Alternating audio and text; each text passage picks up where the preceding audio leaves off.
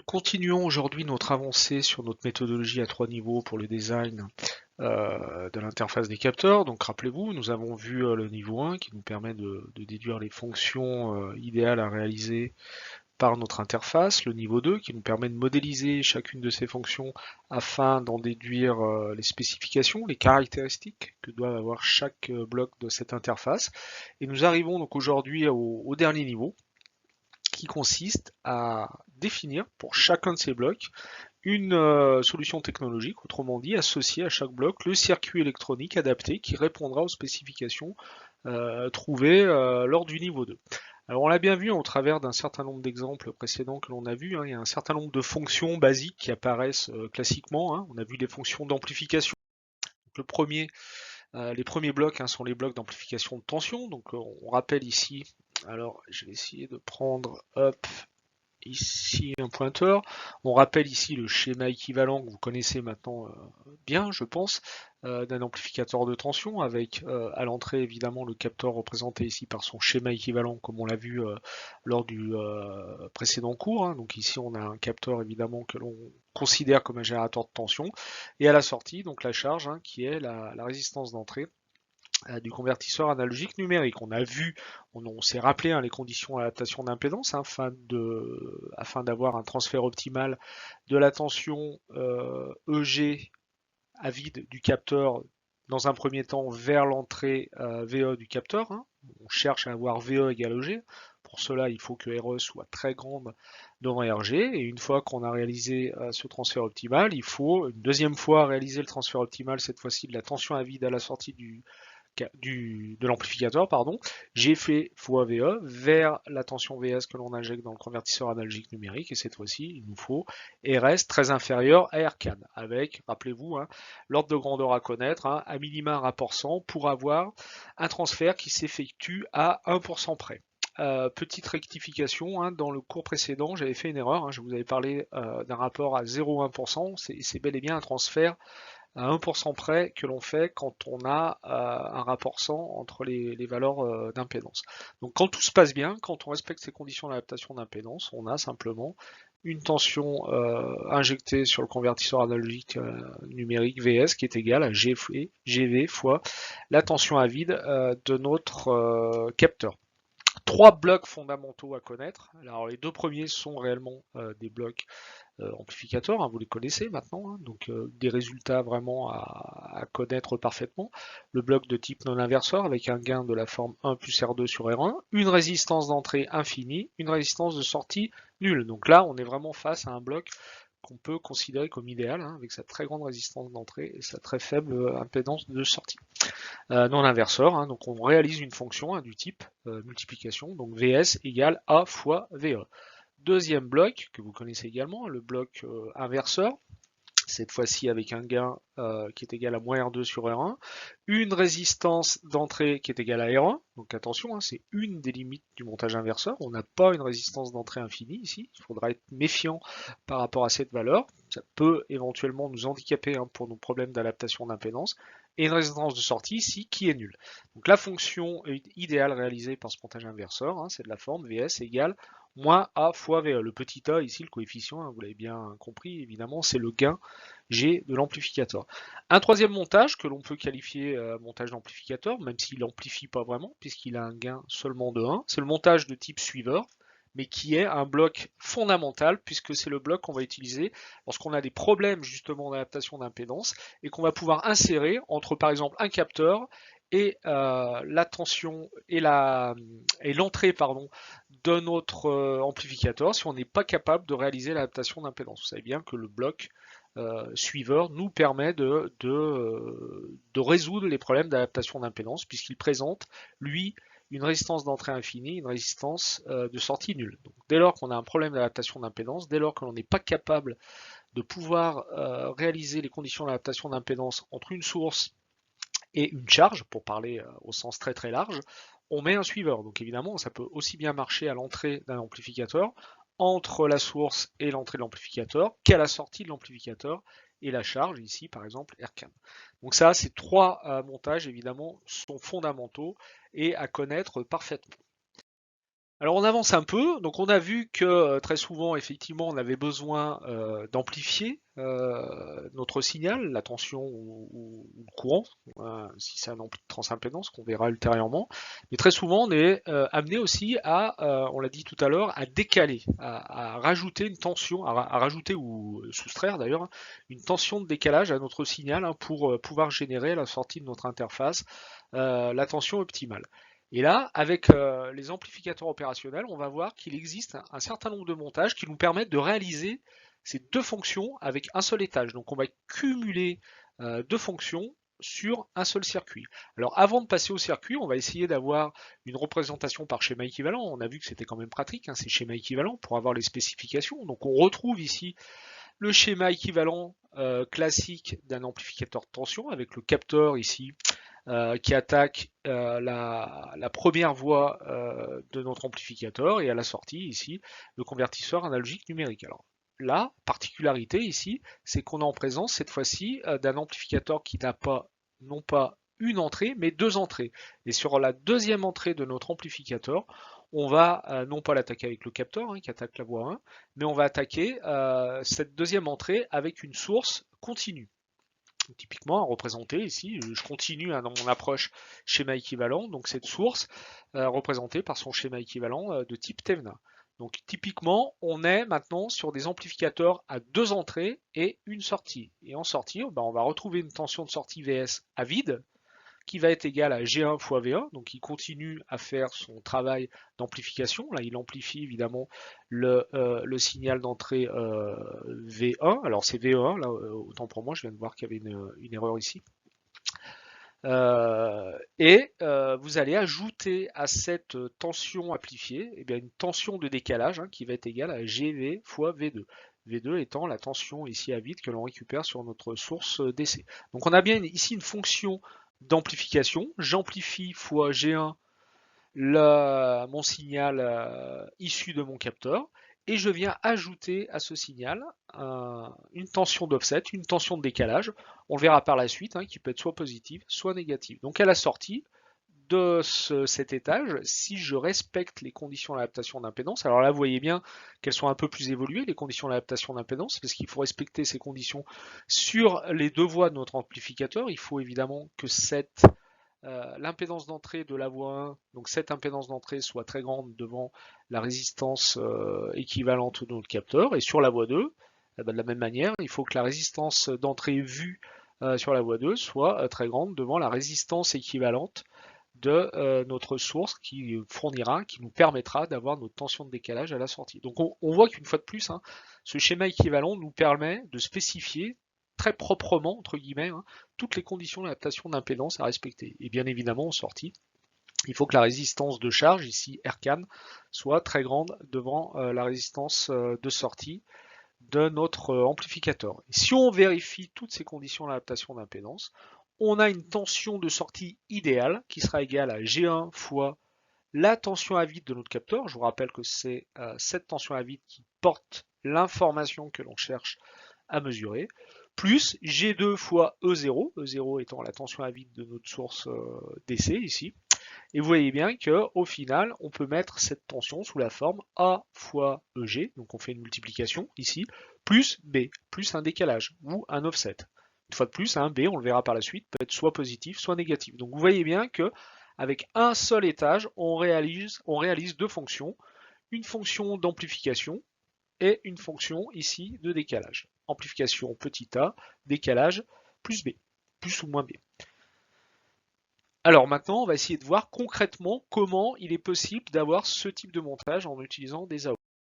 Et rappelez-vous, alors je vous en avais déjà parlé en cours lorsqu'on était en amphi, mais je pense que c'est un peu loin, donc je préfère revenir un peu là-dessus. Il y a un montage finalement que j'ai appelé ici le montage généralisé qui va nous permettre, qui va pouvoir être décliné sous un certain nombre de fonctions qui vont nous être très utiles. Et ce montage généralisé, on le voit que c'est ni plus ni moins qu'une généralisation finalement du montage inverseur et du montage non inverseur. Vous voyez bien qu'avec ce montage, si je mets V2 à la masse, je retrouve un simple montage inverseur. Inversement, si cette fois-ci je mets V1 à la masse, je me retrouve avec un simple montage non inverseur. Et évidemment, en utilisant le théorème de superposition, vous voyez bien, ici j'ai deux sources d'entrée, je viens de les passiver à tour de rôle.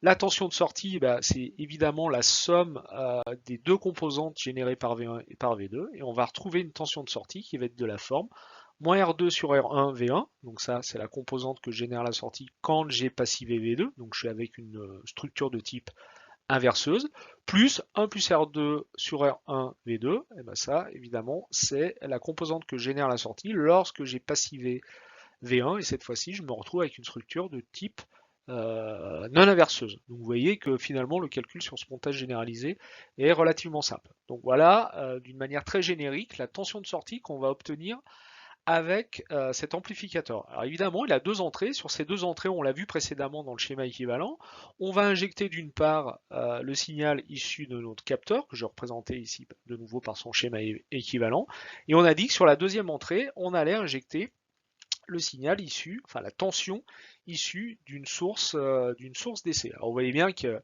évidemment il y a deux voies, donc il y a deux possibilités qu'on retrouve ici dans ce tableau.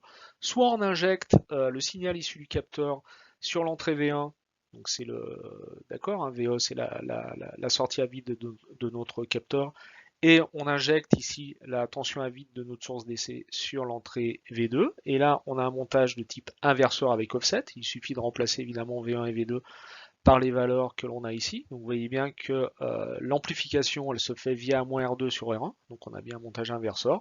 Plus un terme qui va être constant, hein, on est bien d'accord. Hein, le 1 plus R2 sur R1, V2, V2 étant égal à la tension ici sous condition évidemment qu'il y ait adaptation d'impédance, hein, vous voyez bien que ça c'est une tension continue. Donc ici on se retrouve avec un terme continu. Donc au final on a bien ici un terme de la forme, ce qu'on retrouve ici, hein, moins AV plus B. Alors ça, évidemment, si E est positive, hein, si la tension ici est positive, vous voyez bien que l'on va avoir ce type de terme. Donc là, typiquement, on est sur un montage de type inverseur avec offset. Alors avant de continuer, intéressons-nous aux impédances d'entrée. Rappelez-vous, ça c'est fondamental, j'ai fait un rappel là-dessus sur le slide précédent. Il faut à tout prix, évidemment, qu'il y ait adaptation d'impédance sur les deux voies. L'adaptation d'impédance vue de la voie 1, alors petite remarque, hein, lorsqu'on a un amplificateur avec deux voies et que l'on veut calculer l'impédance d'entrée vue sur la voie 1, on passive la voie 2 et on calcule l'impédance d'entrée dans ces conditions. Donc vous voyez bien qu'ici, si vous passivez la voie 2, on se retrouve avec l'impédance d'entrée d'un montage inverseur, autrement dit R1.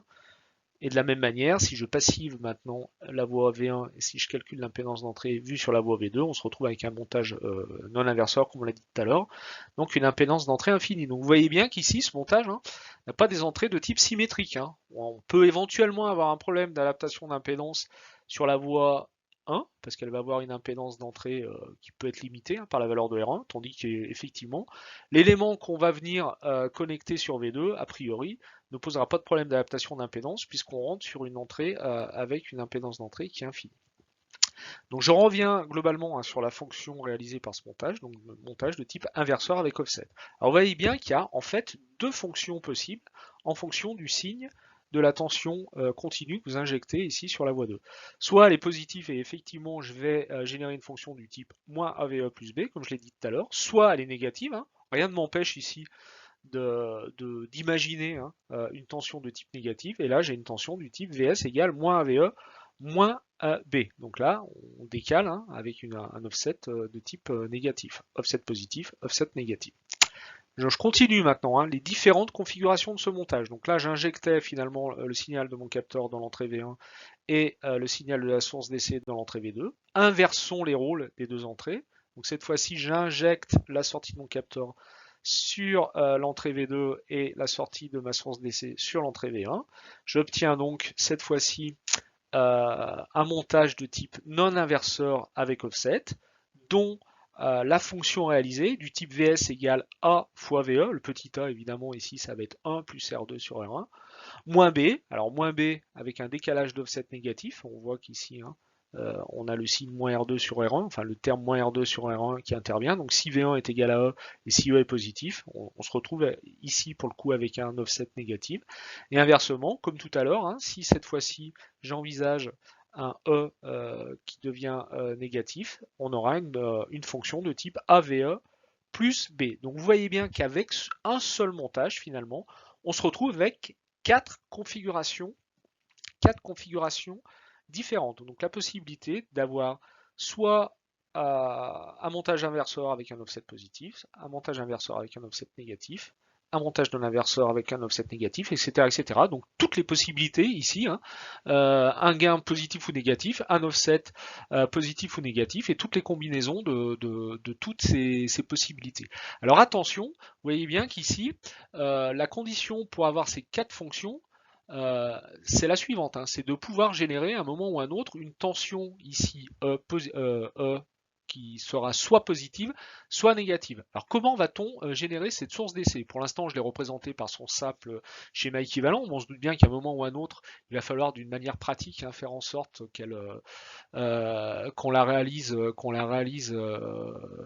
point de vue technologique. La manière la plus simple de générer une tension E, c'est d'utiliser un pont diviseur. Et on voit bien que ce pont diviseur, on va pouvoir le connecter soit à plus VCC, donc là à ce moment-là E sera positif, soit à moins VCC, et là E sera négatif. Donc évidemment, tout ça fonctionne si on a un amplificateur opérationnel alimenté de manière symétrique. Ça évidemment c'est fondamental, vous le voyez, il nous faut un AOP à alimentation symétrique. Donc ça, c'est vraiment montage généralisé. Vous voyez que si vous avez des alimentations symétriques, vous êtes finalement capable de faire toutes les fonctions possibles ici, les quatre fonctions possibles avec ce montage.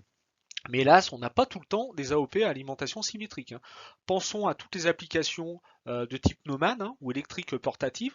D'une manière très générale, hein, tous les circuits alimentés à partir de batteries, vous savez bien qu'ici, la plupart du temps, on a une alimentation de type monopolaire, hein, entre 0 et plus VCC. Alors, j'ai une alimentation effectivement simple, donc entre 0 et plus VCC. Si je garde effectivement le même montage, ce montage généralisé, vous voyez bien que sur mes quatre fonctions, je ne suis capable de n'en réaliser plus que deux, hein.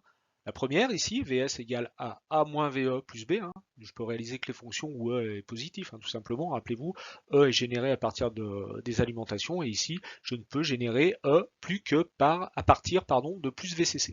Donc je peux simplement faire un inverseur avec un offset positif, ou un non-inverseur avec un offset négatif. Donc la fonction 1 et la fonction 3 deviennent seulement réalisables avec un AOP à alimentation simple. Alors c'est embêtant, hein, puisque la fonction 2 et la fonction 4, telles que je les ai définies dans le transparent précédent, elles peuvent être utiles, hein. Évidemment, tout dépend du cahier des charges, tout dépend du type de capteur, mais vous voyez bien que d'une manière très générale, on a besoin, à un moment ou à un autre, éventuellement de réaliser ces quatre fonctions. Ça veut dire qu'il nous faut aller vers d'autres montages. Donc en résumé, hein, vous voyez bien que quand on a un AOP avec alimentation symétrique, je dirais qu'on ne se pose pas de questions. On peut tout faire, les quatre fonctions de base, avec un seul montage. Avec des AOP à alimentation simple, et bien, il va falloir compléter notre bibliothèque de circuits avec d'autres montages qui nous permettent de réaliser la fonction ici 2 et la fonction 4. Alors, il y a un certain nombre de montages. Là, je vous donne des solutions. On peut peut-être en trouver d'autres dans les circuits tech, hein, que vous allez pouvoir trouver dans les bouquins ou sur les sites. Là, néanmoins, je vous donne finalement les solutions les plus simples à mettre d'un point de vue. Donc le premier montage qui me permet de réaliser les fonctions que je ne peux plus réaliser avec mon montage généralisé lorsqu'il est en alimentation simple est le montage sommateur-inverseur, dont vous avez la structure ici. Alors vous voyez que la tension de sortie se calcule relativement facilement en utilisant une fois de plus le théorème de superposition. Je passive d'abord V2, je me retrouve donc avec un simple montage de type inverseur dont la composante de sortie va être égale à moins R2 sur R1A moins V1. Puis je passive V1. De nouveau, je me retrouve avec une structure de type inverseuse. Mais cette fois-ci, la composante générée est de la forme moins R2 moins R1B sur V2. Donc un montage avec deux entrées, donc avec des impédances d'entrée différentes vues sur ces deux entrées. Donc vous voyez bien que l'impédance d'entrée vue de la voie 1, donc je vous rappelle, hein, je l'ai dit tout à l'heure, pour calculer l'impédance d'entrée vue sur la voie 1, il faut passiver la voie 2. Donc on se retrouve ici avec une impédance d'entrée qui est égale à R1. Hein. Si vous calculez le courant d'entrée qui circule, vous voyez bien que le courant d'entrée circule dans R1A, c'est tout, hein, puisque V plus égale V moins est égal à 0. Donc on va avoir V1 qui va être égal à R1 IE, en appelant IE évidemment le courant d'entrée. Donc l'impédance d'entrée c'est bien R1A. Par symétrie, hein, si vous passivez la voie 1, et si vous faites le même type de calcul, si vous calculez le courant d'entrée qui rentre ainsi dans le montage, vous voyez bien que vous allez avoir cette fois-ci une résistance, une impédance d'entrée vue de la voie 2 qui est égale à R1B. Donc ces deux résistances n'ont qu'une raison d'être égales, hein, d'être identiques. Hein, rappelez-vous, elles fixent le gain. Sauf si on a un gain identique sur les deux voies, mais ce qui est quand même ce qui est jamais le cas quasiment. Donc vous voyez bien qu'on n'a pas un montage symétrique, donc de nouveau attention aux problèmes de conditions d'adaptation d'impédance. Alors quoi qu'il arrive, vous voyez bien que si j'injecte la tension de mon capteur sur la voie 1 et la tension de la source DC sur la voie 2, ou si j'inverse le rôle des deux entrées, quoi qu'il arrive, j'obtiens à la sortie une fonction de type -AVE moins B. Donc une fonction, la fonction 2, hein, telle que je l'avais définie tout à l'heure, autrement dit avec une fonction gain inverseur et un offset de type négatif. La seule différence ici, vous voyez que c'est sur les impédances d'entrée. Hein. Les conditions d'adaptation d'impédance, bien évidemment, elles ne sont pas notées ici, hein, mais je vous les laisserai trouver seules.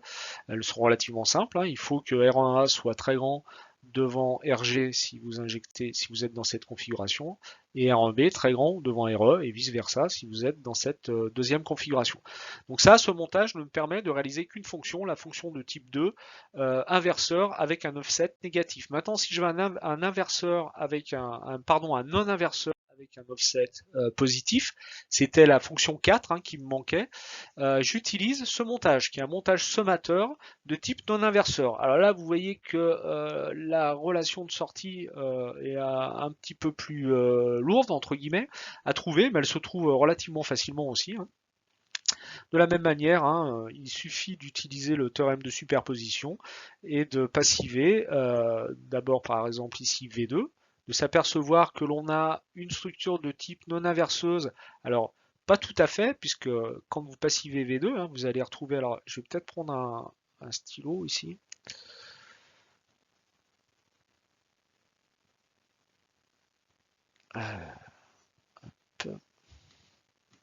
Bon, désolé, non, j'y arrive pas, désolé.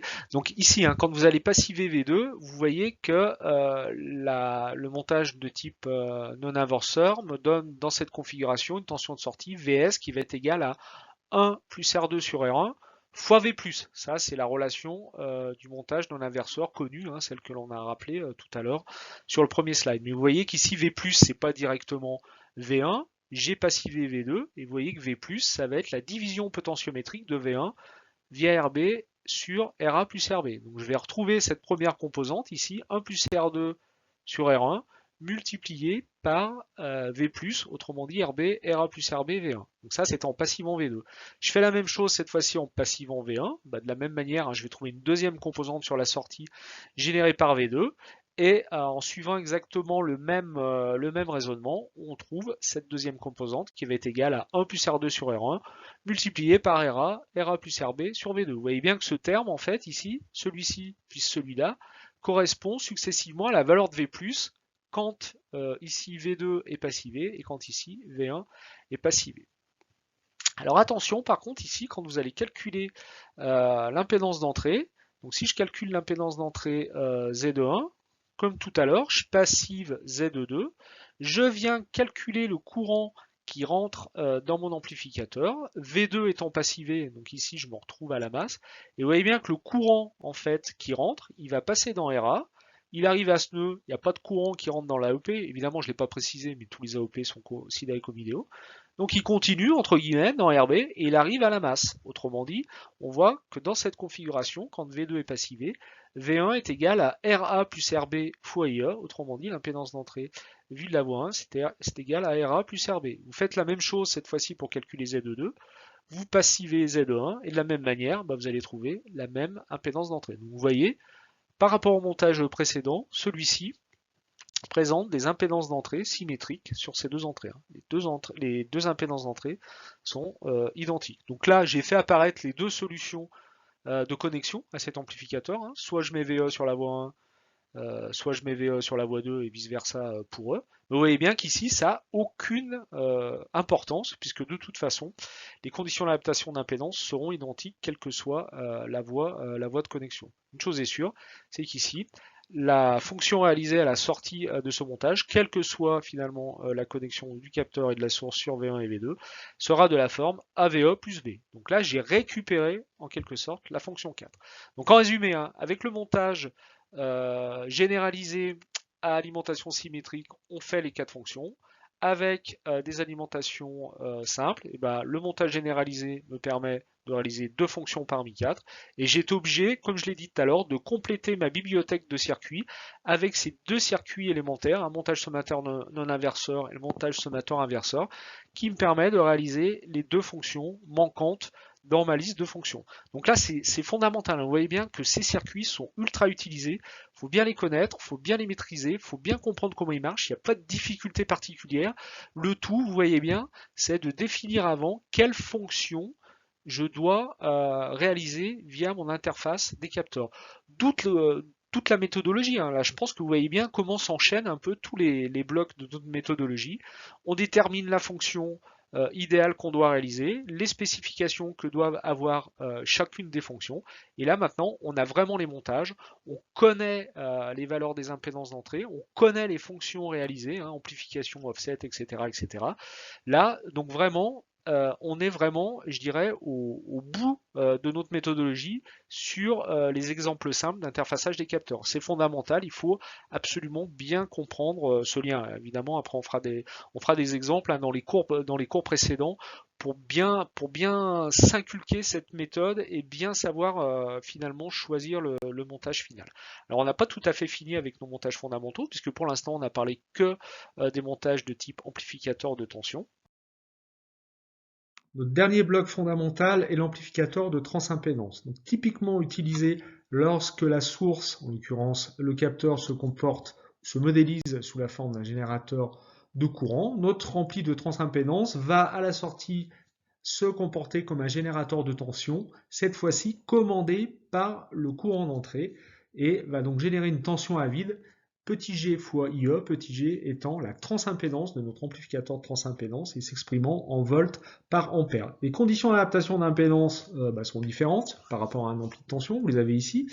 La résistance d'entrée doit être très faible devant RG hein, pour faire en sorte que IE soit égal à IG, hein, qu'on effectue effectivement un transfert optimal en courant cette fois-ci à l'entrée de notre amplificateur.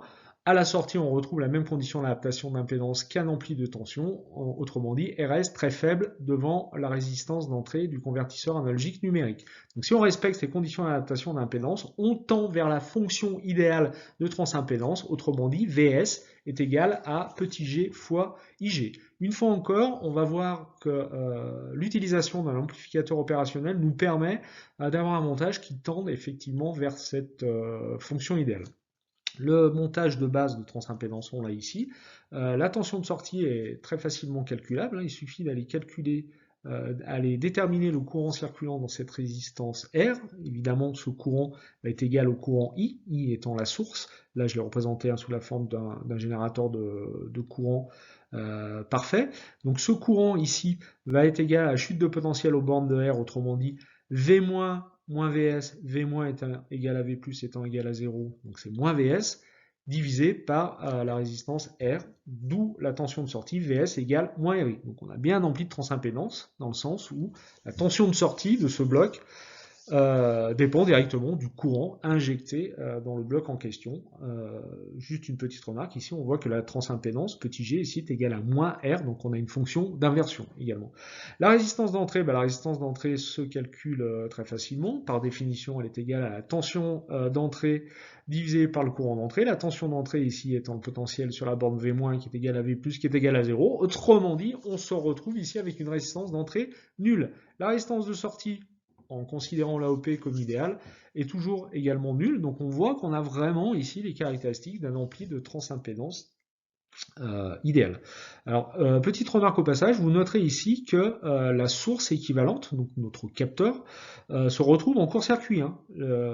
Il est connecté entre la masse et la borne V-, V- étant au potentiel nul.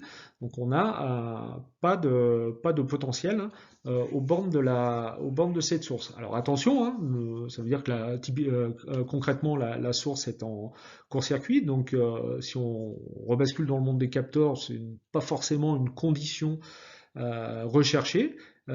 Parfois, il faut polariser, si on repense encore une photodiode, il faut polariser la photodiode, donc lui appliquer une tension continue pour qu'elle se comporte effectivement comme un générateur de courant. Donc la modification du montage à faire est relativement simple, hein. Au lieu de venir connecter notre source ici à la masse, on vient la connecter à la tension de polarisation de notre capteur ou de notre source de courant équivalente. Donc ça ne change strictement rien au calcul que l'on a ici. Alors deuxième évolution de ce montage de transimpédance, on peut également rajouter un offset, tout comme on l'avait fait avec nos montages amplificateurs. On a vu, hein, ça c'est une des fonctions ultra classiques de ces blocs amplificateurs. Donc un des montages basiques pour pouvoir rajouter un offset est le suivant, hein. Au lieu de connecter directement la borne plus sur la masse, on vient connecter ici une tension continue, une tension de référence, hein, que j'ai appelée plus E. Si vous faites cette fois-ci le calcul dans cette configuration, Vs va être égal à moins Ri plus E, hein, puisque la chute de potentiel aux bornes de R va être égale cette fois-ci à E moins Vs, d'où la tension de Vs. La transimpédance qui est égale à D de Vs sur D de I est toujours égale à moins R. L'impédance d'entrée vue de l'entrée moins est toujours égale à 0. Hein, rappelez-vous, hein, pour calculer cette impédance d'entrée, je passif d'abord l'autre voie. Donc je remets ici l'entrée plus à la masse et je me retrouve évidemment dans cette configuration. Donc R au moins est égal à 0. L'impédance d'entrée vue par ma source DC que je vais venir connecter ici, bah, c'est l'infini. On voit qu'on rentre directement sur une des voies de l'amplificateur. La résistance de sortie, elle, n'a pas changé. Donc on voit de nouveau que, alors, toujours hein, sous couvert de considérer l'AOP comme étant idéal, que l'on a ici vraiment un montage dont les caractéristiques font que le montage globalement tend vers une fonction de transimpédance idéale. Donc évidemment, cet ampli de transimpédance est important. Ce sont de nouveau hein, les montages basiques, hein, les montages que l'on peut utiliser comme base, mais on voit après dans la littérature qu'il y a certaines évolutions de ces montages de transimpédance pour pouvoir améliorer ou répondre à améliorer les performances ou répondre à certaines contraintes de fonctionnement. Donc voilà, j'en ai fini pour aujourd'hui. Tous ces blocs sont fondamentaux. Il faut revenir un peu dessus, hein. Il n'y a pas de difficulté particulière, ne pas bloquer sur les calculs, mais plutôt bien comprendre les fonctions réalisées par chacun de ces blocs, bien comprendre les problèmes d'adaptation d'impédance. Très honnêtement, une fois de plus, les calculs, vous verrez, généralement, si vous connaissez les blocs élémentaires inverseurs dans l'inverseur, les calculs généralement sont relativement simples. Donc attention, ici on est arrivé vraiment à un point important du cours, car tous les éléments clés de la méthodologie de conception que l'on voit depuis le début du cours ont été vus, hein. Donc maintenant, à partir de ce cours, alors maintenant, je ne dis pas à la seconde hein, qui suit la fin du cours, évidemment, il va falloir maintenant que l'on étudie un certain nombre d'exemples et d'études de cas, mais vous devez être capable de faire d'une manière efficace hein, une analyse fonctionnelle hein, à partir du cahier des charges et à partir des caractéristiques du convertisseur analogique numérique qu'on vous donne. Donc être capable de trouver là où les fonctions élémentaires réalisées, amplification, décalage, etc., etc. De modéliser chaque élément par son schéma équivalent. Ça c'est plutôt ce qu'on a vu lors du bloc de cours précédent hein, où on s'était appesanti, attardé sur la modélisation des sources, un schéma équivalent, mais amplificateur, là on a rappelé aujourd'hui les schémas équivalents des amplificateurs. Et une fois qu'on a fait cette démarche de modélisation par schéma équivalent, être capable de tout simplement de choisir le bon montage parmi notre bibliothèque ici. Donc une fois de plus, hein, ça c'est la bibliothèque de base. Il y a d'autres circuits, d'autres montages qui existent, mais à minima, il faut bien connaître ces montages. Et une fois que vous avez fait donc l'approche par schéma équivalent, que vous connaissez les spécifications que doivent avoir chacun des blocs. Donc je vous rappelle, hein, les spécifications à minima, hein, c'est connaître le gain qu'on doit avoir et là où les impédances d'entrée si on a avec un étage à plusieurs entrées. Et bien là, vous voyez que maintenant, vous avez vraiment toutes les données pour pouvoir répondre à votre cahier des charges. Et très honnêtement, si vous suivez vraiment d'une manière avec méthode, pardon, cet enchaînement de niveaux dans la méthodologie, eh ben, il n'y a pas de souci, on arrive à chaque fois quasiment à avoir une réalisation technologique la plus optimale qui soit, car la mieux adaptée à la situation. Donc, on arrête ici sur ce bloc. Il y a des exercices d'application.